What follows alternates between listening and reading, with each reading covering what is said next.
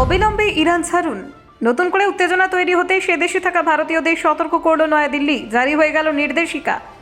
ইরানি ছাত্র আন্দোলনের তাণ্ডব, খামেনেইকে ঘিরে রাস্তায় উত্তেজনা চরমে। ভারতীয়দের সতর্কবার্তা, অবিলম্বে ইরান ছাড়ুন দিল তেহরান দূতাবাস। শিক্ষার্থীদের স্লোগান, ইরানের বিশ্ববিদ্যালয়গুলোতে উত্তপ্ত আবহ। বিক্ষোভে মৃতের সংখ্যা ২৫০০। প্রশাসনের কঠোর হস্তক্ষেপে চাঞ্চল্য। মূল্যবৃদ্ধি থেকে ধর্মীয় শাসনের বিরুদ্ধে বিদ্রোহ, ইরান আবারও উত্তপ্ত। ছাত্র আন্দোলনের আজ তেহরান থেকে সব রাজ্য জুড়ে ছড়ালো উত্তেজনা।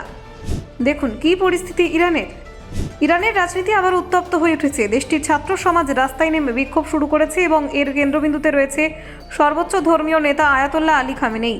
শিক্ষার্থীরা খামেনেই এবং দেশের বর্তমান সরকারের নীতি নিয়ে অসন্তোষ প্রকাশ করেছেন। নতুন সেমিস্টারের শুরুতে বিশ্ববিদ্যালয়গুলোতে ছড়িয়ে পড়েছে বিক্ষোভের স্লোগান।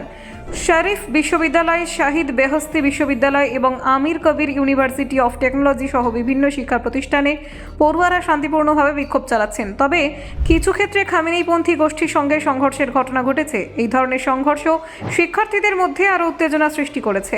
ইরানে বিক্ষোভের ইতিহাস গত বছরের শেষ থেকে শুরু হয়। প্রাথমিকভাবে মূল্যবৃদ্ধি এবং জীবনযাত্রার ব্যয় বৃদ্ধির বিরুদ্ধে সাধারণ জনগণ রাস্তায় নেমেছিলেন, কিন্তু কয়েক মাসের মধ্যে তা ধর্মীয় শাসন এবং খামেনেই সরকারের বিরুদ্ধে সর্বাত্মক আন্দোলনের রূপ নেয়। প্রশাসন কঠোরভাবে বিদ্রোহ দমন করেছে। সরকারি তথ্য অনুযায়ী কঠোর নিরাপত্তা ব্যবস্থা এবং পুলিশের হস্তক্ষেপের কারণে মৃতের সংখ্যা ২৫০০-এর বেশি হয়েছে। এই পরিস্থিতি আন্তর্জাতিক মনোযোগ আকর্ষণ করেছে। পশ্চিম এশিয়ার এই উত্তপ্ত পরিস্থিতি নিয়ে আন্তর্জাতিক সম্প্রদায়ও উদ্বিগ্ন।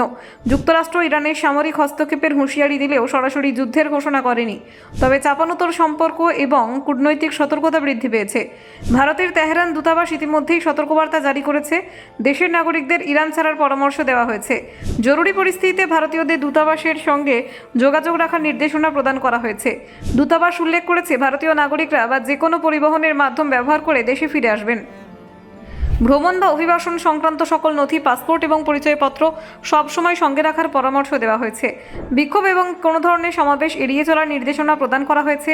একটি বিশেষ করে শিক্ষার্থী এবং পর্যটক ভারতীয়দের জন্য জরুরি। তাদের নিরাপত্তা এবং সুষ্ঠু প্রত্যাবর্তনের জন্য সতর্কতা অবলম্বন করা হচ্ছে। দূতাবাসের ওয়েবসাইটে নিজেকে নিবন্ধন করার জন্য ভারতীয় নাগরিকদেরও বলা হয়েছে। ইন্টারনেটের সমস্যা থাকলেও ভারতে থাকা পরিবারের মাধ্যমে নিবন্ধন সম্পন্ন করার পরামর্শ দেওয়া হয়েছে।